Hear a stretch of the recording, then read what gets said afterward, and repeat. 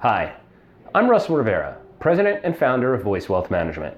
I'm a chartered financial analyst and certified financial planner.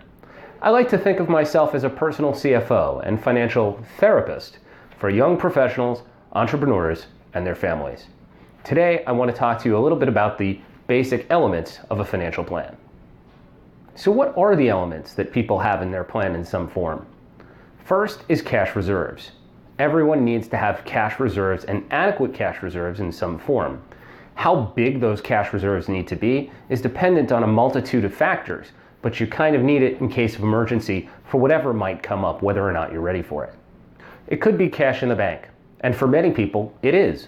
Or it could be a savings account or money market account in your brokerage account, something you can tap easily without adverse tax consequences that you could use in case of an emergency. Also, this is where your short-term assets should be. So let's say you've been saving up for some sort of major purchase, like a down payment on a home, in the next 2 to 3 years. Leaving the money in cash makes sure that you have it when you need it and ready to write that check for your down payment. After that, we have investment assets. These are the things that people typically think about when they're talking to a financial planner. Stocks, bonds, mutual funds, and the vehicles that you use to hold them. 401ks, IRAs, and traditional brokerage accounts. These assets are usually held for a longer period of time. So let's say something more than 5 years. That way you can handle the ups and downs of prices and the economy that may come along with that, knowing that the usage of that money is for something much further out into the future. And again, the mix of assets you hold in those accounts, the stocks, the bonds, the mutual funds, and where those stocks, bonds, and mutual funds are is something you would discuss with your planner. And basically how that mix is made is dependent in part on how much money you have, your tolerance for risk, and your age. The next portion is insurance. And there are really 8 types of insurance that many people will have over the course of their lifetime and might need at some point. Most people have health insurance. Most people have auto insurance, and most people have renters or homeowners insurance. These are not really types of insurance that people typically think about as part of their financial plan, but in truth, the coverage levels you have and however you have yourself set up with those types of insurance is really important as part of your overall financial plan and protecting yourself in case of something coming up. Then you have life insurance and disability insurance. Life insurance helps protect you and your family in case you were to die prematurely. Disability insurance protects you and your family in case you were able to no longer work anymore for some reason or another, whether that be for just a couple of years or for the rest of your working life. They're both really important to have so that whoever else is in your family is protected. And then there are 3 other types of insurance coverage that most people should have but may not. One is some sort of long-term care coverage.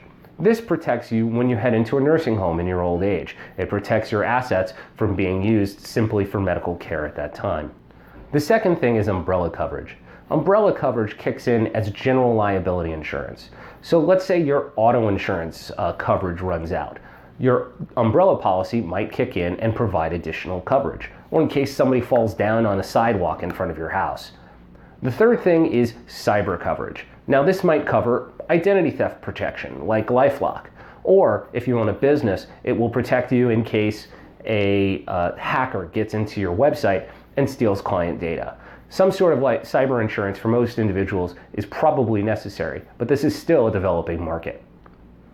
The fourth element is some sort of estate plan. This is your will, your power of attorney, your healthcare proxy.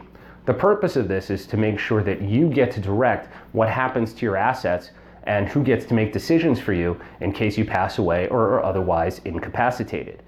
It even can help you decide who will take care of your children if you and your partner are otherwise unable to do so.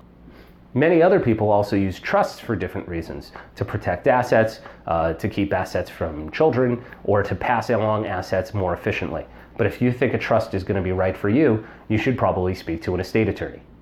Finally, the last element is tax planning.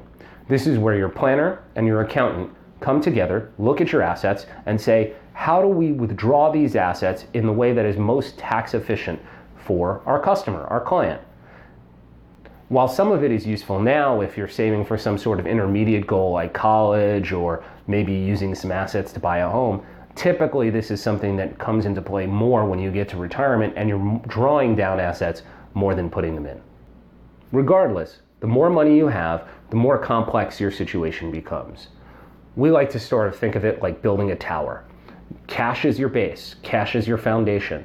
But as you get more assets, you're going to add investments, you're going to add insurance to help protect the tower. And then, of course, the more money you have, not only are you going to need more cash as support, but you're also going to need more tax and estate planning as well.